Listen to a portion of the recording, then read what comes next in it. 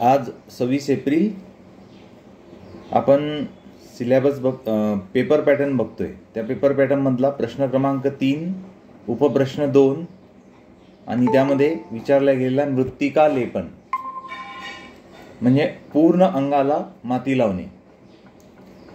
याचा अनुभव जर आपल्याला घ्यायचा असेल तर म्हैसपूरला आदर्श गोसेवा केंद्र, वाशिम बायपासवरून पुढे वाशिम रोडला जेव्हा आपण जातो 10 किलोमीटरवरती म्हैसपूर म्हणून एक गाव आहे. त्या म्हणजे रोड टच जे एक आदर्श गोसेवा केंद्र आहे म्हैसपूर फाट्यावरती, तिथं दर शनिवारला महिलांसाठी आणि दर रविवारला पुरुषांसाठी हा उपक्रम होत असतो. तर प्रत्यक्ष अनुभव जर घ्यायचा असेल, आता गेल्या शनिवारी पण एक मोठा ग्रुप महिलांचा तिथं मृत्तिका लेपनासाठी आला होता. मी जाऊ शकलो नाही, परंतु मला जसा वेळ मिळतो तसं दर रविवारला मी तिथे जात असतो. आणि इतका सुंदर अनुभव आहे की पूर्ण शरीरावरती माती लावल्यानंतर शरीर मृदू होऊन जाते, कोमल होऊन जाते आणि शरीरासंबंधित ॲलर्जी, अजून काही डिसऑर्डर्स जे असतात तर त्या त्यांनी कमी होऊन जातात मृत्तिका लेपनाने. तर तिथे जे मृत्तिका लेपन केलं जातं त्याच्यामध्ये गोमयच असतं. गोमय म्हणजे गाईचं ताजं शेण, आणि त्या शेणामध्ये थोडीशी माती मिसळली जाते आणि ते भिजवण्यासाठी गोमूत्राचा वापर केला जातो. गोमूत्र आणि पाणी असं मिक्स असते आणि मग त्याचा घोल तयार करून तो अंगावरती लावले जाते. तर सोरियासिस आहे किंवा त्वचा विकार जे आहेत, जसं विटिलिगो आहे, पांढरे डाग किंवा ज्याला आपण कोड म्हणतो अशामध्ये, किंवा एक्झिमा, इसब आपण ज्याला म्हणतो, तर अशा रोगांमध्ये या मृत्तिका लेपनाचा खूप चांगला फायदा दिसून येतो. वेगवेगळ्या प्रकारच्या ज्या माती सांगितलेल्या आहेत, जसं काळी माती आहे, लाल माती आहे, मुलतानी माती आहे, त्यानंतर खडकाळ डोंगराळ भाग जो आहे त्याच्यामधली जी माती आहे, क्षारयुक्त माती असते, ते मिनरल्स त्याच्यात खूप सारे असतात. त्याच्यानंतर तर हे जे मातीचे प्रकार सांगितलेले आहेत त्यानुसार त्याचे गुणधर्म आहेत है ना. पित्तविकारावरती जी काळी माती आहे त्याचा उपयोग अधिक होऊ शकतो, कारण ती अधिक थंड असते. त्यानंतर जे बीच असतात म्हणजे समुद्राच्या अलीकडचा जो भाग असतो त्याच्यावरती एक मुलायम अशी माती आलेली असते, ते लावून सुद्धा मृत्तिका लेपन करता येते. तर असं एक हे 8 मार्कासाठी विचारलं गेलेलं आहे, तर हे तुम्ही लिहू शकता. तिसरा प्रश्न आहे, आयुर्वेदानुसार त्रिगुण आणि त्रिमल याविषयी लिहा. आता हे ऑलरेडी मी शिकवलेलं आहे, त्यामुळे तुमच्याकडनंच याची अपेक्षा मी करणार आहे. कोणी सांगू शकते त्रिगुण आणि त्रिमल याबद्दल?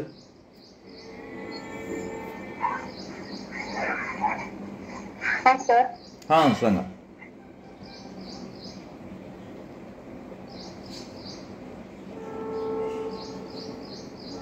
सांगा अर्चना मॅडम, त्रिगुण आणि त्रिमल याबद्दल काय सांगू शकता?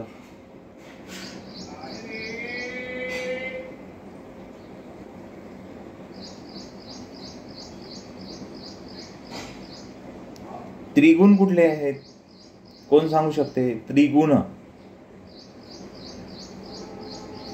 नाही माहिती? वात पित्त कफ ते त्रिदोष आहेत. वात पित्त कफ त्रिदोष आहे.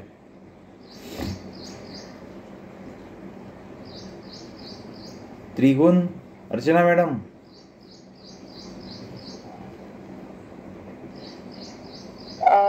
नाही सर, मला त्रिगुण नाही माहिती, दोष माहिती. हे सांगा सर, थोडेफार बघा सांगू शकतो. त्रिगुण माहिती नाही आहे म्हणजे त्रिगुण माहीत असायला पाहिजे. सत्व, रज आणि तम, सत्वगुण, रजगुण आणि तमगुण. हो सर, हे माहित आहे सर. मग त्याला त्रिगुण म्हणतात हे माहित नाहीये. ते तर योगामध्ये नेहमीच सांगतो सर आपण, सत्व रज तम असं सर, आठवतच नाहीये वेळेवर. मग याचा उल्लेख भगवद्गीतेमध्ये त्रिगुण म्हणून केला जातो ना, है ना. आपली प्रकृती कशी आहे, त्रिगुणात्मक आहे. आपण बघतो व्यवहारामध्ये, काही लोक सात्विक बघतो, काही लोक राजसी बघतो, काही लोक तामसी बघतो, तमगुणात्मक बघतो, है ना. तर प्रकृती जी आहे ती त्रिगुणात्मक आहे. म्हणजे आपल्या प्रकृतीचं जेव्हा निर्माण झालं, म्हणजे आपलं शरीर जेव्हा तयार झालं, त्याच्यामध्ये सत्व रज आणि तम, तरतम भावानी म्हणजे कमी अधिक प्रमाणामध्ये त्याचा अंतर्भाव आपल्या शरीरामध्ये झाला. आणि त्यापासून मग प्रकृती तयार झाल्या, जसं सात्विक प्रकृती, राजसी प्रकृती, तामसी प्रकृती. आता सत्व गुणयुक्त प्रकृतीचे लक्षण आहेत. सात्विक लोक कसे राहतात हे आपण सांगू शकतो. राजसी लोक आहे ना, थाट माट, त्याच्यानंतर जे श्रीमंती आहे ना, तर ते राजसी लोक. आणि तमगुणात्मक लोक म्हणजे एकदम गलिच्छ आहे ना, हायजीन बरोबर पाडणार नाही, तर ते तमगुणात्मक लोक किंवा तमगुणात्मक प्रकृतीयुक्त, त्याचं वर्णन आपण असं करू शकतो, है ना. तर त्रिगुणाबद्दल तुम्ही भगवद्गीतेमध्ये वाचू शकता आणि ते लिहू शकता. फक्त प्रश्न लक्षात आणून देणं हे इथं आपल्याला करायचं आहे. आणि त्रिमल कोण सांगतो त्रिमल बद्दल?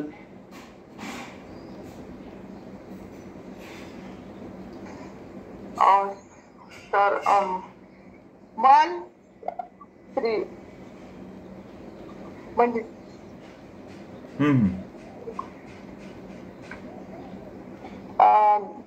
तर मराठी सांगा, घाम. सांगा ना, सांगा. मल मूत्र आणि स्वेद. हा, बरोबर आहे. मलमूत्र आणि स्वेद. मल म्हणजे घन स्वरूपात शरीराच्या बाहेर जो पडतो त्याला मल म्हणजे पुरीस, आयुर्वेदामध्ये म्हटलेलं त्याला पुरीस. शब्द लक्षात घ्या, पुरीस. आणि आत्म्याला म्हटलेलं आहे पुरुष. खूप मोठा फरक आहे. पुरुष म्हणजे आत्मा आणि पुरीस म्हणजे मल. मल म्हणजे टाको भाग जो घनस्वरूप असतो, मलत्यागाच्या माध्यमातून बाहेर टाकला जातो, त्याला मल म्हणतात, म्हणजे मुख्य मल असतो तो. मूत्र म्हणजे द्रव स्वरूपात जो शरीराच्या बाहेर पडतो त्याला मूत्र म्हणतात. आणि स्वेद म्हणजे तो सुद्धा द्रव स्वरूपातच पडत असतो, पण तो सर्व अंगातून, रोमकूपातून शरीराच्या बाहेर पडत असतो, त्याला स्वेद म्हणतात. तर याच्याबद्दल तर तुम्ही लिहू शकता, काही प्रश्न नाही आहे. जलोपचाराच्या पद्धती सांगून त्याचे फायदे लिहा. आता आपण हा टॉपिक घेतलेला आहे, जलोपचार. 19 प्रकारचे स्नान जलोपचारमध्ये सांगितलेले आहेत, है ना. जसं उदाहरणार्थ दैनंदिन स्नान आहे जे आपण रोज करतो. झरणा स्नान आहे म्हणजे झऱ्याच्या खाली केलेलं जाणारं स्नान, त्याचे महत्त्व. समुद्र स्नान आहे म्हणजे समुद्रात केलेलं स्नान, त्याचं महत्त्व. नद्य स्नान म्हणजे नदीत केलेलं स्नान, त्याचं महत्त्व. जसं गंगेमध्ये स्नान केलं की त्याचं पावित्र्य आहे ना, धार्मिक याच्यानुसार वर्णन केलं जातं. यमुना, गंगा, ज्या पंचनद्या आहेत, ब्रह्मपुत्रा आहे ना, कावेरी, तर याच्यामध्ये जे स्नान केलं जातं त्याला नद्य स्नान म्हणतात. ठीक आहे. त्याच्यानंतर टब स्नान सांगितलेलं आहे. असे वेगवेगळ्या प्रकारचे 19 स्नान सांगितलेले आहेत, त्याच्याबद्दल तुम्ही इथं लिहू शकता. प्रश्न क्रमांक 4 त्यामधला भाग 1, ऑस्टिओपॅथी कशी केली जाते ते सांगून त्यांचे आरोग्यविषयक फायदे सांगा. ऑस्टिओपॅथी कशी केली जाते त्याचे, हा थोडासा प्रश्न अवांतर आहे, निसर्गोपचाराशी संबंधित नाही आहे, त्याच्यामुळे याचं नॉलेज मलाही नाही आहे. तर 4 प्रश्न असतात, त्यातले 2च सोडवायचे असतात तुम्हाला. असं हे जे विचित्रपणा जो असतो बोर्डाचा, हा सोडून द्यायचा.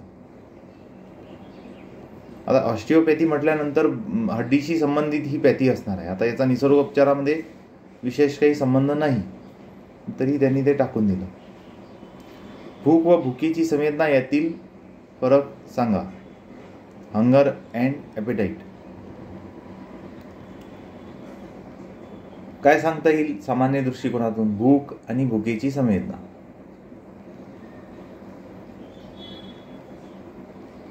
Hunger and appetite. ते इंग्लिशमध्ये जे शब्द दिलेले आहेत त्याच्यातून आपल्याला थोडं समजायला येतं. हंगर आणि ॲपेटाईट.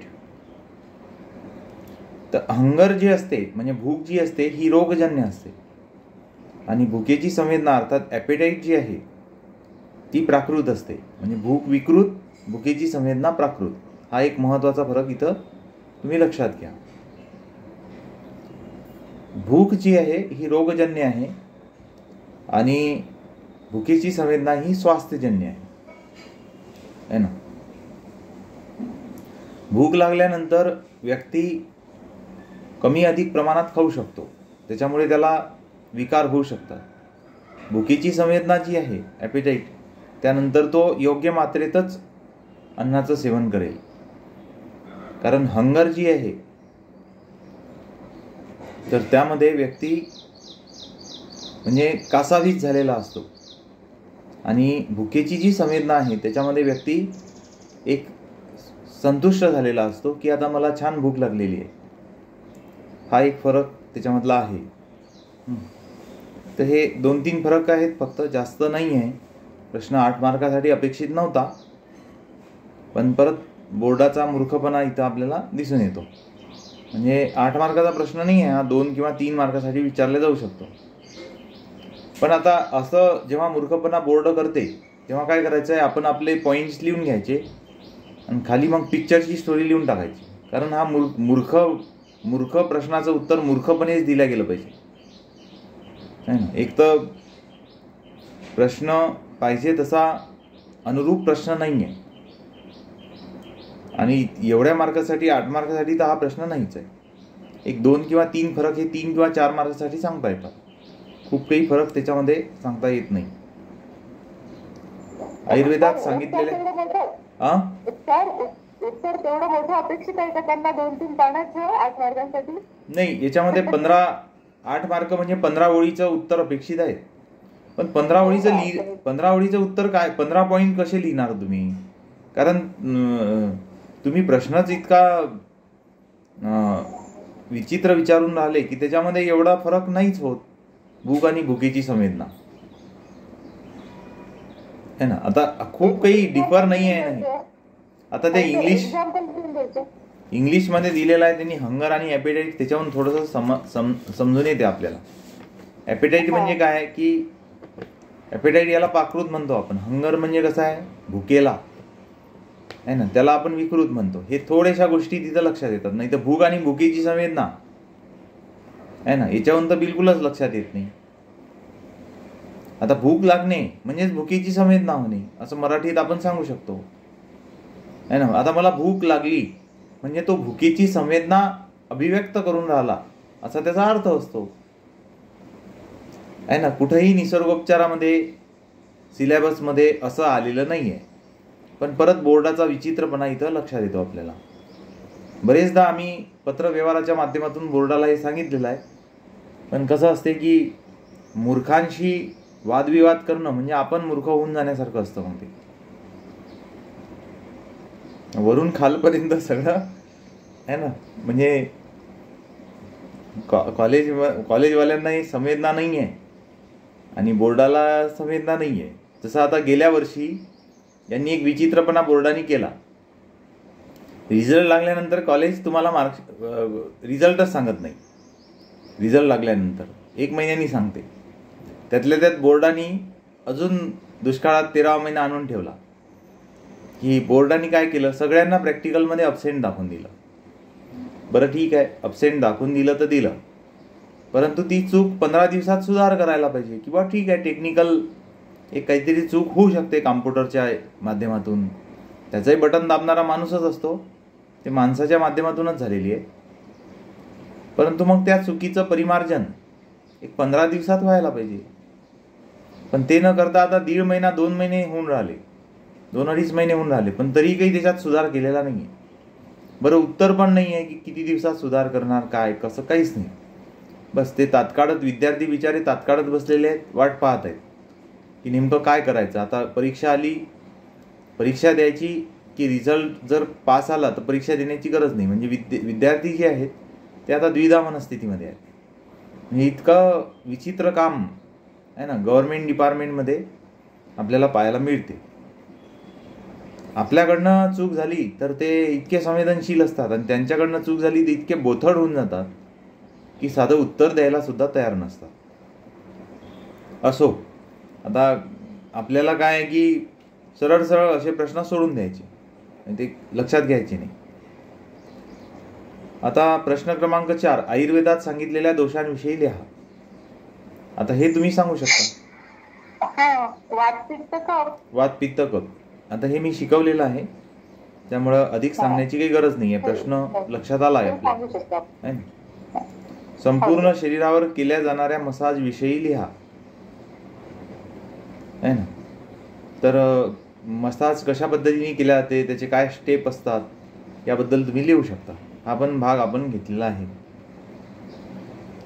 खालीलपैकी कोणत्याही 4 वर टिपा लिहा. मृत्तिका स्नान. आता परत हा मूर्खपणा इथे यांनी गेलेला आहे. मृत्तिका लेपन आणि मृत्तिका स्नान याच्यात काहीही फरक नाही आहे. वरचं उत्तर खाली लिहू शकता, म्हणजे वर 8 मार्क आणि खाली त्याच उत्तराचे 8 मार्क तुम्ही घेऊ शकता. विद्यार्थ्याचा चतुरपणा, जर इथं विद्यार्थ्यांनी चतुरपणा दाखवला तर एकच उत्तर लिहून तो विद्यार्थी 8चे 16 मार्क घेऊ शकतो. परत म्हणजे वर जे विचारलं तेच खाली विचारणं, असा विचित्रपणा बोर्ड करते. असा अर्थात बोर्डाचे जे लोक आहेत तिथले पेपर काढणारे ते करतात, है ना.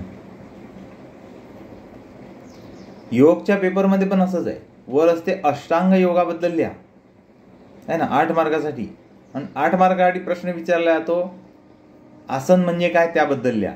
अरे अष्टांग योगामध्ये आसन आलेलं आहे, विद्यार्थ्यांनी ते लिहिलेलं आहे, तुम्ही पुन्हा आसनबद्दल विचारताय. म्हणजे किती मूर्खपणा. तेच ते त्याच्यामध्ये लिहायला विद्यार्थ्याला कसं तरी वाटते, है ना. परंतु ज्यांचा अभ्यास नाही किंवा ज्यांना एकच उत्तर लिहून अधिक मार्क मिळवायचे आहेत त्यांच्यासाठी हा एक प्रकारे मेजवानीचाच भाग असतो. आता मृत्तिका स्नान, मृत्तिका लेप, है ना, मिट्टी स्नान, वेगळ्या शब्दांनी विचारलं म्हणजे उत्तर वेगळे होणार नाही.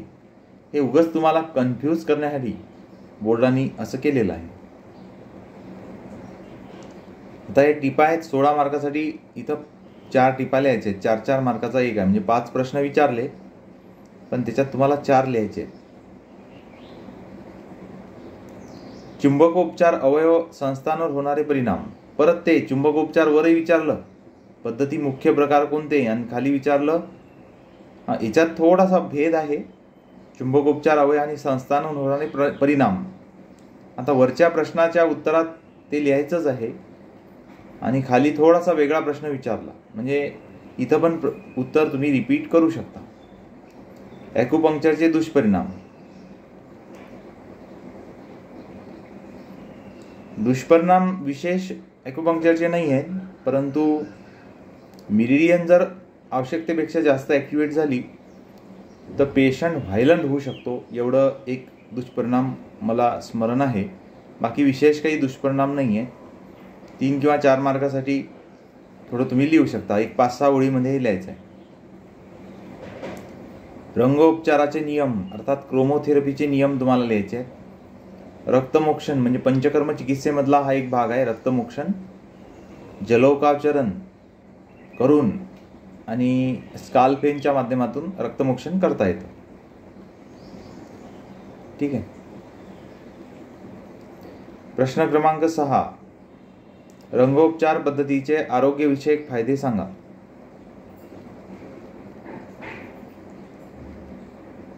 आता रंगोपचाराचे नियम वर विचारतायत आणि त्याची पद्धत विचारून त्याचे आरोग्यविषयक फायदे सांगा.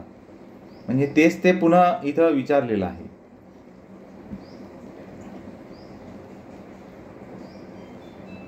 स्पोर्ट्स मसाजचे तंत्र व फायदे लिहा. आता हा प्रश्न तर म्हणजे माझ्यासाठी नवीन आहे. स्पोर्ट्स मसाज सिलेबसमध्ये असं काही नाही आहे. तुम्ही साधी मसाजच इथं लिहून टाकायचं आहे. असं कन्फ्यूज केलं ना की जे उत्तर आपल्याकडे आहे संबंधित ते लिहून टाकायचं आहे. मार्क तुम्हाला पैकीचे पैकी मिळतात. पैकीचे पैकी मार्क तुम्हाला मिळतात. हिप्नोथेरपी म्हणजे काय? आता ही हिप्नोथेरपी पुन्हा इथं रिपिटेशन केलं यांनी. ऑलरेडी हा प्रश्न पहिले विचारला गेलेला आहे पेपरमध्ये. मिरिडियन्स ॲक्युप्रेशर पॉईंट्स म्हणजे काय? आता हे थोडंसं तुम्हाला शिकवण्याचं बाकी आहे. मिरिडियन्स शरीरामध्ये अकॉर्डिंग टू TCA म्हणजे चायनीज ॲक्युपंक्चर जे असते, ॲक्युप्रेशर जे असते त्याच्यानुसार एकूण 12 मिरिडियन सांगितलेले आहेत, आहे ना. तर हा पाठ मी तुमचा उद्या घेईल, व्यवस्थित तुम्हाला हे समजावून सांगेल की त्या मिरिडियन कुठल्या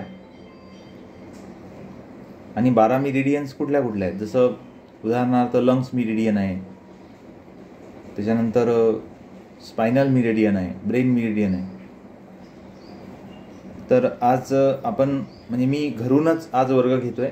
सेंटरला एक त्याचा स्टॅच्यू आहे, त्या स्टॅच्यूवरती पूर्ण मिरिडियन्स दिलेले आहेत. म्हणजे प्रत्यक्ष तुम्हाला दाखवूनच ते सांगण्याचा मी प्रयत्न करेल. कोणाला काही विचारायचं आहे? याच्यामधला आपण 2 वर्षाचे पेपर पाहणार आहे अजून. आता हा आपण 2021चा पेपर बघितला. उद्या मिरिडियन्स बघून आपण 2020चा पेपर बघू, कारण माझ्याकडे 2च वर्षाचे आहेत पेपर. तर या संबंधित कोणाला काही विचारायचं?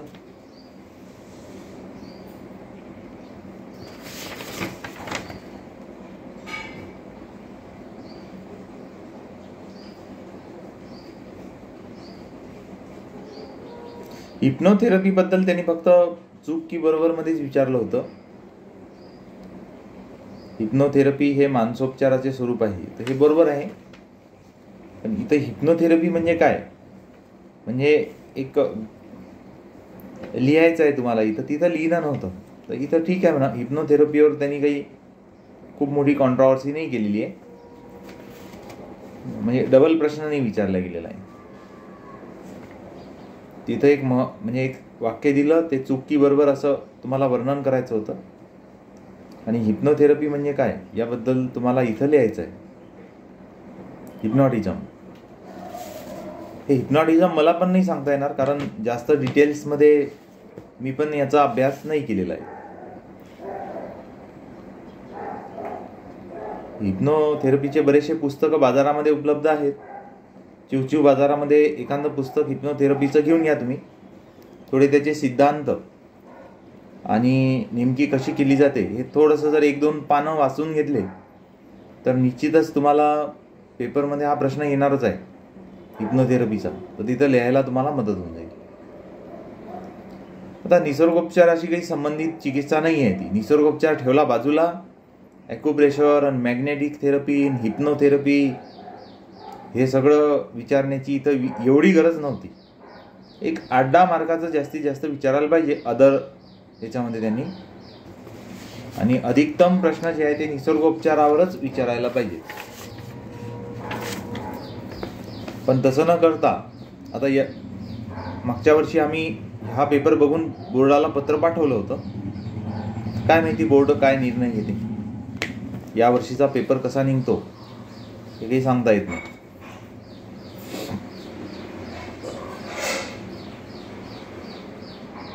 अर्चना मॅडम ग्रुपवर पाठवून द्यायचा पेपर.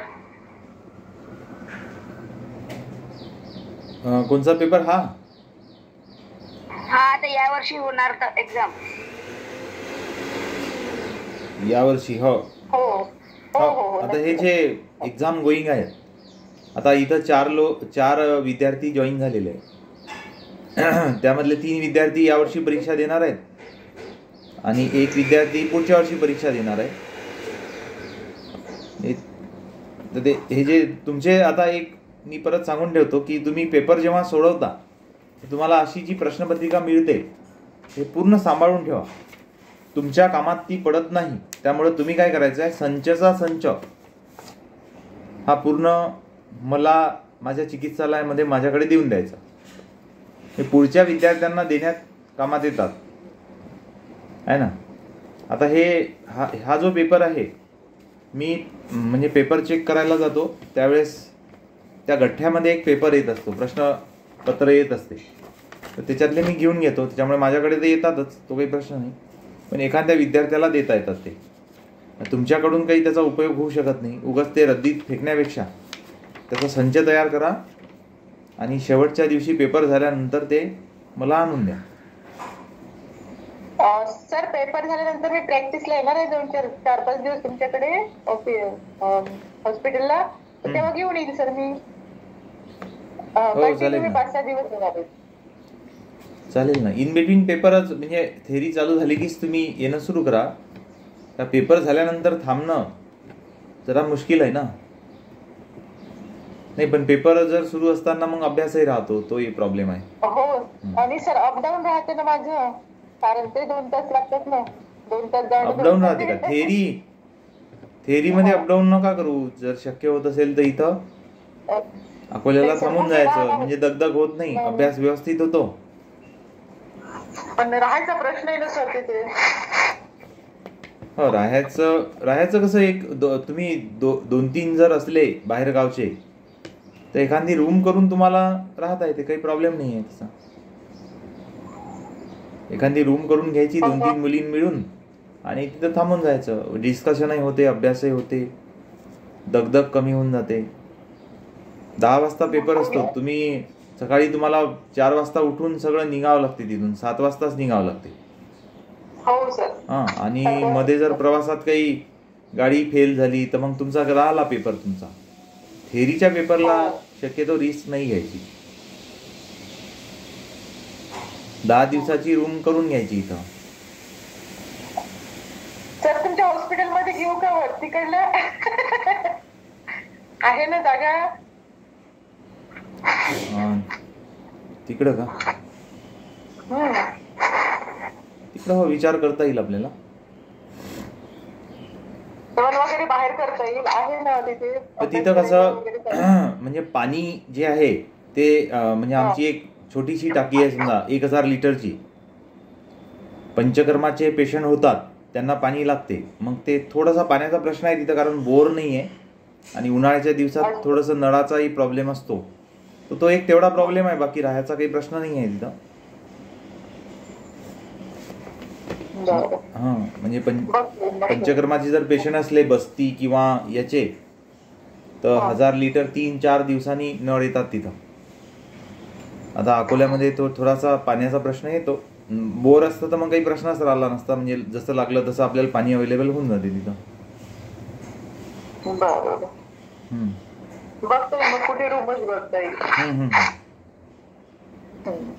चालेल ना.